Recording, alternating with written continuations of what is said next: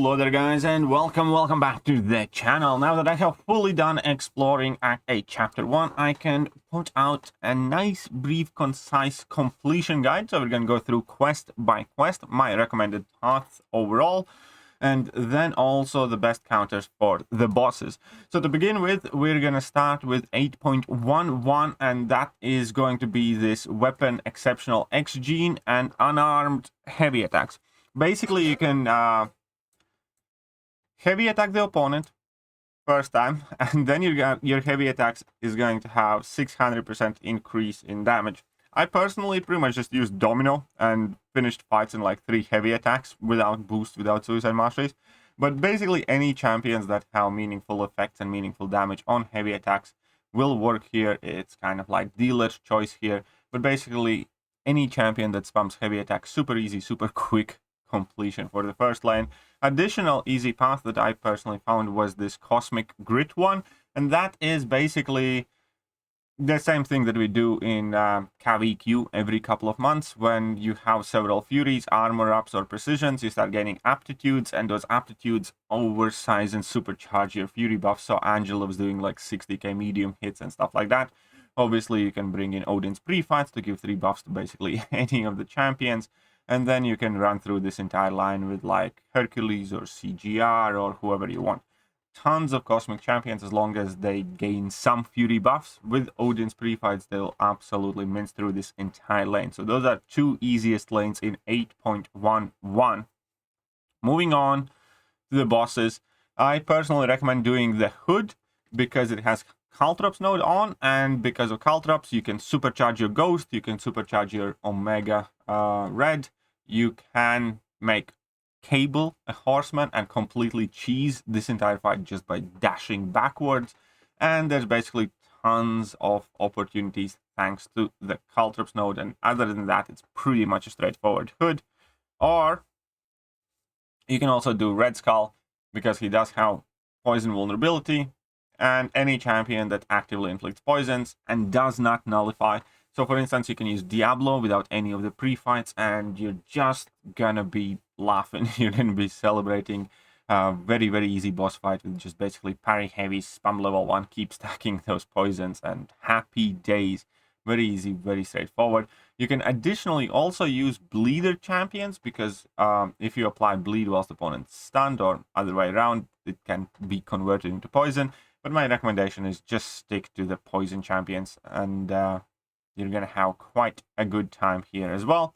Moving on to 812, and here we have Strike Block node. So this is a bit of an acquired taste, but here Corvus turns into an absolute machine. You can do like 60k mediums in block, or alternatively you can pick Massacre, and 1 level 2 in opponent's block is going to deal like 500,000 damage, and it's going to finish up the fight. So basically what you need to do is bait out a heavy attack from your opponents and punish that heavy attack, and then you start hitting their block with Karnak, with Massacre, with Valkyrie, with Corvus, with whoever else, and you're going to be doing huge amount of damage. Hulkling is also great for this. My personal favorites are definitely Corvus and Massacre, especially because Corvus can gain 2 missions on the first Ultron fight, 3rd mission against Professor X, and you have 3 charges like that, and you're going to be finishing fights again with Corvus extremely quickly, even without Liquid Courage Double Edge. Super easy lane, super fun time, very big numbers. Alternatively, you can just pick this bleed path. That's about it. Any champions that inflict bleed on a regular basis will do phenomenal here. You can use Mole Man, you can use Black Cat, you can use Nick Fury. There is Limber and their double determination, but they are not too aggressive here on these nodes. That didn't seem to be posing too much of a problem. And it's very simple. Unless you have bleed on your opponent, you can be dealing very little damage. But as long as you're bleeding them, your bleed effects are 25% more effective, and they are taking 200% more damage from all attacks. So as long as you have access to bleed, this is going to be a fairly straightforward fight. So 812 bosses, definitely the hardest one is that Black Panther, so don't do that. What you could do is this War Machine. The War Machine is quite easy to do. You can use Null, you can use Black Cat, you can use Namor, you can use Omega Red, you can use Gambit, if you choose. No, I actually wouldn't use Gambit. But basically, you will need ability that either works against Thorns as such, like Namor does, like Omega Red does with his tentacle attacks, so on and so forth, like Strife can do, or you're going to need access to a ton of debuffs. Black Cat was phenomenal fun here, just to point it out. Alternatively, definitely avoid that Black Panther. You can do She-Hulk. And with She-Hulk, it's kind of all about intercepts. And that is about it. So what you want to do, whenever the defender is knocked down, they gain a non-stacking unstoppable passive lasting 20 seconds. But then whenever you intercept them, you get a 15-second passive slow. And you become unstoppable. So champions like Mole-Man, champions like Elsa Bloodstone, Mr. Negative, so on and so forth, are very, very, very straightforward here. I tried Shang-Chi, kind of messed up a bit, but basically any champion can do this fight as long as you're relatively confident with intercepting. And that's about it. Dealer's choice yet again. Moving on to 813, we have Disarm Intercept, damage over time. Very fun lane for virtually all of the skilled champions. You do have the Rust and Ruin that is going to be placing armor breaks and armor shatters on you, but that will give you access to basically unlimited willpower healing, and you can run this entire path through with Kingpin, with Black Panther OG, with Black Cat, with Black Widow Deadly Origins, with Mole Man. Basically, yeah, damage over time champions have a very, very great time here as long as you are capable and confident of dropping an intercept. It's a very fun, very quick lane to do. And then we have this punish heavy attacks yet again. And this lane is a bit harder because you can't domino like 3 of the attackers. But still, the same principle applies. Bait out a heavy attack of opponent and then start spamming your heavy attacks, and you're going to have quite a good time. There is a Mephisto on this lane that you do need to watch out for. And few other somewhat finicky opponents, but with 600% damage increase on your heavy attacks, again, there are virtually unlimited options of champions that will do extremely, extremely well. Just ideally prepare for that Mephisto and bring somebody Incinerate immune. And then we have this boss. My personal recommendations go up against this Diablo boss, because it's the most straightforward one by far. And a lot of people misunderstand this node. This Biotic Adoption Venom node, you don't need a Poison Immune for it. You don't need Shock for it. You don't need anything. Honestly, you can bring in any champion and do well in this fight, because that poison that's placed on you is tiny. It really helps you heal from willpower, not anything else. Bring in any non-Poison Immune champion without Shock.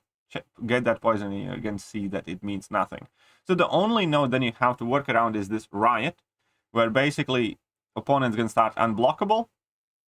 And then if you're going to knock him down with a special attack, he's going to go unstoppable. Then you knock him down with a heavy attack, he goes unblockable. First thing that to let you know, this is absolutely Dr. Doom cheesable, just like the Kraven in Eternity of Pain was. And yeah, you can use just any champion really.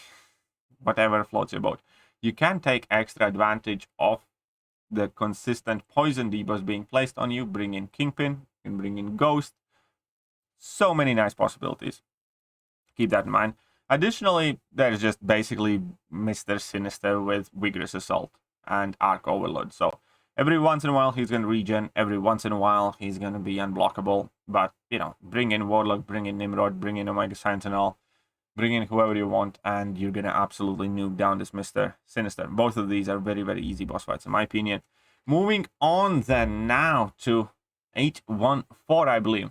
And my personal recommendation is this Disarm Stun, Damage Over Time, Combat Deja Vu Prowess. Again, very straightforward lane, where majority of the time, as long as you have access to any damage over time effects, you're just going to have 200% damage. There is Combat Deja Vu Promise, which made Diablo actually very, very fun option, because you can consistently keep giving them prowess, nullify them, and, you know, just keep spamming your special attacks.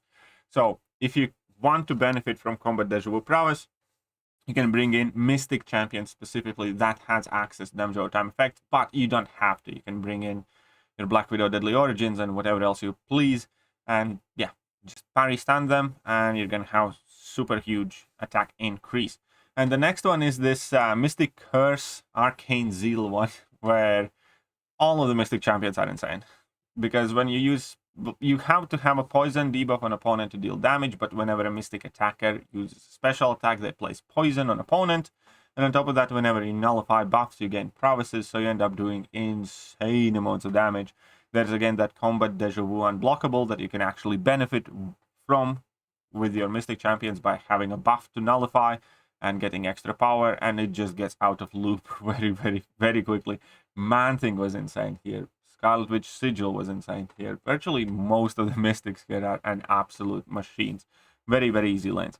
And then moving on to the bosses, my personal recommendation, I suppose, most likely would be Energy Adoption Ice Proxima Midnight. She does be like Water Node that you can easily shut down pretty much with Magneto House Effects pre-fight, so you can parry stun her freely and she's not going to go unblockable. And then on top of that, she does have unblockable level 1, but that's super easy to dex. Energy Adoption obviously supercharges champions like Ghost. Energy Adoption supercharges champions like Kingpin, so on and so forth. So there's quite a lot of options that you can completely cheese this lane, this boss fight with. But remember, if you do want to have easier time parrying her, just bring in Magneto House of X and you're going to have quite a good time. Additionally, there is this Corvus boss with Rust and Ruin, which is quite similar principle. It also has Footloose on it, but it's not the biggest deal. With it, thanks to Rust and Ruin, like Kingpin is a phenomenal option. Also, since it is Corvus, you can actually have quite a bit of fun with Ebony Maw. The Corvus is guaranteed crits. And yeah, it's definitely not all that difficult of the boss. Moving on then to, I believe, 815 now. We have Splash Zone. Definitely very, very, very fun path. That's also extremely simple. What you want to do here is just bring in champions that have access either to regeneration or very high modified attack. Champions like Crossbones, when you can stack up Furies. Champions like Odin, for instance. And a whole bunch of others. And then what you want to do is just push opponents to whichever special attack you want to bait out and block it all. Do not dex. That's the hardest thing to kind of like work against your muscle memory. But once you get a hang of it, it's very, very fun. And basically opponents just kill themselves by you blocking their attacks. And again, for the best results, you can either bring in champions that have regeneration or bring in champions that just have very high modified attack values, like Odin, for instance. And they're gonna die very, very quickly. Additionally, in the same quest, we have this disarm, intercept, strike, block lane, which is also the same principle that we talked about before, where you can bring in Massacre, Karnak, Corvus, and just nuke opponents in a block. It is harder because of fight or flight, but it's still definitely very doable. And again, pretty much every fight here finished as soon as I got to Massacre's level 2.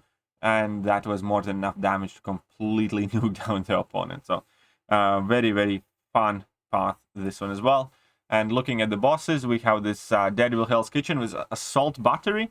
And here, again, the easiest way against this guy is just to use mutants, first of all, that have access to a lot of prowess. And ideally have Magneto House Effects pre-fight. Apoc can do a very, very good job here. Alternatively, actually, champions like Dr. Doom and other champions that can incorporate their heavy attacks or special attacks spam very easily, keep knocking down Deadpool Hell's Kitchen, and you're going to have a very easy fight on your hands. And then moving on, we have this Wasp, which it initially seemed trickier, but Kingpin has an absolute field day on this fight. I had a ton of fun with Black Cat as well. But the base idea is you want to place a lot of debuffs on Wasp, and she's going to be killing herself and putting Cold Snap on herself, and she can't really evade if it's a Cold Snap passive, and it's just very easy. So any champions that put on a lot of debuffs or can shrug off Cold Snaps will be very, very fun here. You can also use Ghost, I believe. So yeah, quite quick and fragile boss. And then for the final quest, we have Seeing Red path, which is kind of like the default easy path, where we have Caltrops and Acclaim and Escalation. Very cheesy path. You can cheese pretty much the entire lane with Cable if you have made him a horseman. Even if you haven't made him a horseman, you can cheese most of it because of 90% reduced bleed damage. So yeah, this is a very, very cheese heavy path, kind of similar to what we discussed before. Make Cable a horseman, just dash back, they will die. Additional option is make OG Storm a horseman, dash back and get to 100 prowess pretty much, and they're gonna die. Or just choose your fun, basically, but it's very easy, straightforward lane. And then the next one was also the tech lane that is on the left side. That is quite easy with Nimrod, with Warlock, with Omega Sentinel. You're gonna have quite a good time there. But that is pretty much it for this completion guide. So I also do need to do the final boss fight guide. I don't know if I will do it with the bugged boss or wait till it's fixed. I can kind of do that fight even if it's bugged. I'm just worried that it's not going to be clear to understand because the traps don't show. Anyways, that's it for this one, and I hope you guys enjoyed it and found it useful, and I'm going to catch you guys soon. See ya.